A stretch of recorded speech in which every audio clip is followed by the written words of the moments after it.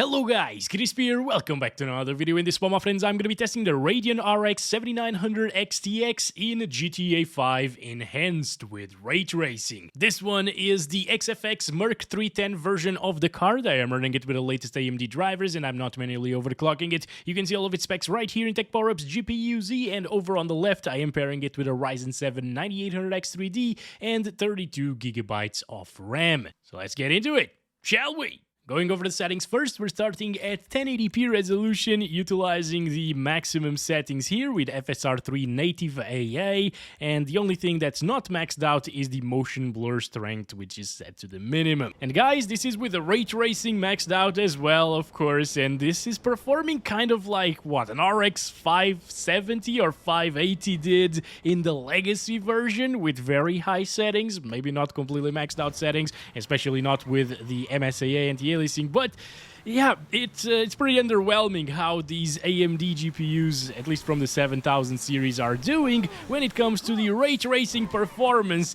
in GTA 5 enhanced. I did expect a little bit faster performance than this, especially after testing the 4070 Ti Super GPU, which was outperforming this by quite a bit. But that's not to say that this is bad performance by any means. We all know that the 7000 series from AMD isn't as fast in ray tracing as the NVIDIA GPUs are, or the 9000 series from AMD are as well. So this is kind of expected since we got ray tracing at maximum and stuff like that. So maybe at higher resolutions we will need to drop down that ray tracing setting a little bit to make it more playable, you know. But at 1080p you don't really need to do that. But yeah, I'm not sure if a lot of people are actually playing at 1080p with a card like this. I hope not a lot of people are actually, because this does wonders at 1440p and even at 4K resolution in a lot of titles. Maybe not so much in the newer ones, UE5s and stuff like that. A lot of games these days are just terribly optimized, you know. But in titles from like 2023 and earlier, this does an amazing job at 4K resolution. Actually, my full review of it, wait a second, let me just turtle this up. My full review of the 7900 XTX was at the 4K resolution, not when it came out, but it was last year when AMD first contacted me and sent this, and it was a beast at 4K. 4K 60 was achievable even in games like Starfield, which are known for their true unoptimization, actually. Hello, Jack. How's it going, buddy? Everything all right? Good to see you here with the XTX being rendered with very nice quality, maximum settings at 1080p once again. And also, in terms of the FSR native AA, this is quite nice. Bobby's not here. Oh boy, why is Bob missing so often these days in the enhanced edition? I don't understand. Anyways, guys, this is it for 1080p resolution. It's getting 115 frames per second, average 77.1% lows. It's very playable, very smooth, of course, but it's still 1080p, and that's a little bit too low for this card, in my opinion. So let's do 1440 next. And here we have it, 2560 by 1440 resolution, maximum settings everywhere still with the FSR native AA. And you know what, I just changed the weather slightly to add a little bit more shadows into the picture, because it's now clear skies with blue skies. It looks really pretty in my opinion. Yeah, let's start counting our FPS here. I will also make it rain in just a little bit, alright, but apparently, at least on the NVIDIA GPUs, that didn't really lower our FPS like crazy compared to extra sunny weather. Actually, extra sunny weather, which is what we're using at the moment, is slightly more intensive than all of the puddles and rain that you see in this title. This is still very smooth of an experience and super playable, of course.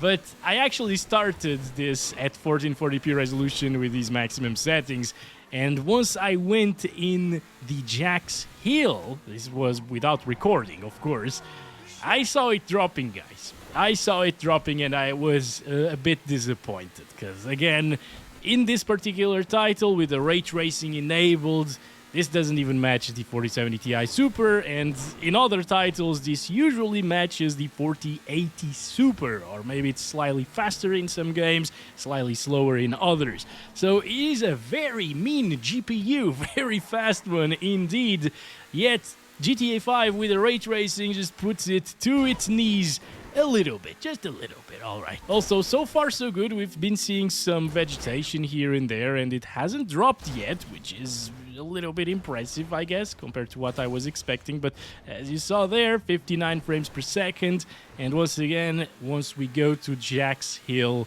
things are going to become a little bit worse. This is a red car. I want that because it's Radeon red and it's a very nice glossy look. We can see a lot of reflections and so on over there, although they're just a little bit noisy, just like with the NVIDIA GPUs. I think, look at that. Look at the top of the car, for example.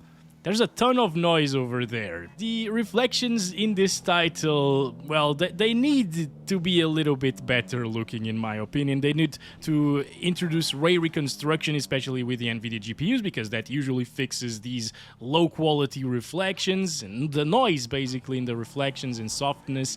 But here with the AMD GPUs, I don't know what they could do, honestly. Maybe just improve the reflections quality a little bit more. All right, Rockstar, please. That would be nice. But aside from that, guys, the game still looks pretty gorgeous, of course, especially for a title that's this old.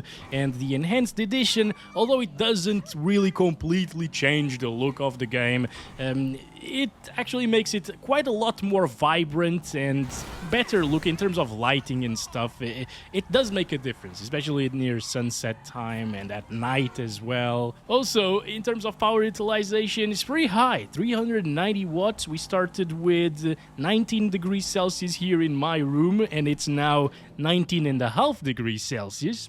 So there's a little bit of a difference there. And I just bought this thermometer from Xiaomi, and yeah, it's gonna be nice to take a look at temperatures during these videos and stuff, room temperatures, which I never talk about, you know? Hello, Jacqueline, how's it going? Good stuff. Good to see Jacqueline here as well, you know? It's always nice. It's always nice. The Bob one is the one that I don't like. Also, see that drop, guys? Yep, it becomes really heavy in Bob's bushes. And this is one of the reasons why we don't like Bob, of course. Bob's bushes are way too intensive. They should not be in this game. Dropping things down into the 40s on a 7900 XTX at 1440p. Granted, again, this is with ray tracing at native resolution, which is very intensive, especially on these GPUs. Still, guys, let's do quality FSR 3. Yep, it's really fuzzy right now. Quite a bit softer. It's not terrible by any means, but honestly, I would choose to lower down the ray tracing settings instead of using FSR 3 on quality in this game with this GPU to achieve those 60 plus FPS all of the time, you know. Although with FSR quality, you can expect a high refresh rate experience all the way through. As you can see, it's getting 100 plus. Maybe over here it's still going to get to 100. No, dropping into the 90s. It solves the issue of dropping into the 50s for sure, right? It was near these bushes. Yes, these ones over here. So let's get inside of them. 80 FPS. So if this was FSR 4, for example, it would have looked really good still with quality FSR 4 at 1440p, I think. I haven't really tried it yet, but I hear it's very good. But it's FSR 3, so not a very good implementation of FSR in this game, or the LSS 3, you know. The LSS 4 is good implementation, but the LSS 3, which is what comes with the game if you don't override it in the NVIDIA app on NVIDIA GPUs, it still looked a little bit meh, especially at 1440p. At 4K it's fine, 1440p not so much. But speaking of 4K resolution, let's jump up to that res. So 3840 by 2160. I'm gonna get it back to native AA over here. And there we go, this is it. 4K resolution, max settings, GTA 5 enhanced. I thought it crashed there, but nope. Okay. And it's getting around 45 frames per second over here, 50s. Maybe like 5 to 10 FPS lower than what we saw with the 4070 Ti Super, which, I mean, I did overclock that card. This one comes overclocked out of the box, by the way. But yeah, I did overclock the 4070 Ti Super that I have, but that's because that GPU is slower than the average 4070 Ti Super because it's the MSI Ventus 3X version. Yeah. On average, it's around like 3% slower. It doesn't really make much of a difference. The overclock offsets that, and it makes it slightly faster than the average. But yeah, just so you know. Still, this is supposed to compete with the 4080 and 4080 Super GPUs, and yeah, those cards would probably get around like 60 FPS. I still haven't tested those, but this one's getting in the 40s. Not very good, is it, guys? Oh boy, I'm a little bit disappointed once again with the AMD GPU's performance here in this title with the ray tracing enabled. Obviously, if you disable ray tracing or if you lower it by a notch or so or use optimized settings, it will be completely fine even at 4K native resolution. Hi Jack, how you going? I guess I'm just gonna go this way. Yes. Ooh, 30 FPS there, by the way. These bushes, man, really demanding stuff. 29, 27, 26. That's bad. Oh boy. It's not an amazing experience here at 4K native resolution. That's a shame. If you want to play Legacy, it will look like 85% as good as this, by the way. You're not losing much by not having ray tracing in this game. So maybe play Legacy if you do care a lot about performance. It still looks good. And you can play it at 4K native, even with like 2 or 4 times MSAA above 60 FPS all of the time. No need to use like quality FSR and stuff like that. And with quality FSR, still not enough to push 60 plus 100% of the time. As you can see, it's in the 50s. However, at least it doesn't drop into the 20s anymore. So quite a big bump in performance here by using quality FSR at 4K. And in terms of visuals, I can definitely say it's a little bit softer, guys. Not to the point where it matters, because at 4K resolution it still looks good, even though it's FSR 3. I think it's 3.1.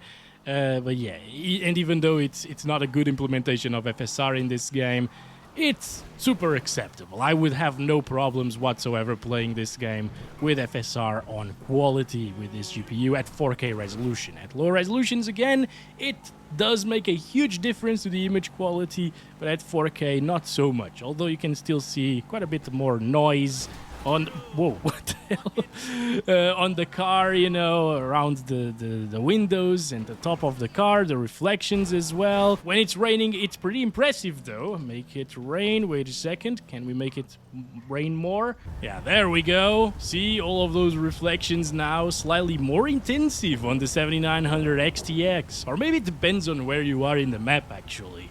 Because I've seen sometimes that the NVIDIA GPUs with all of these reflections, sometimes it's less intensive with all of these reflections compared to the extra sunny weather, you know, and other times it does get slightly lower FPS, so it just depends on where you are, I guess.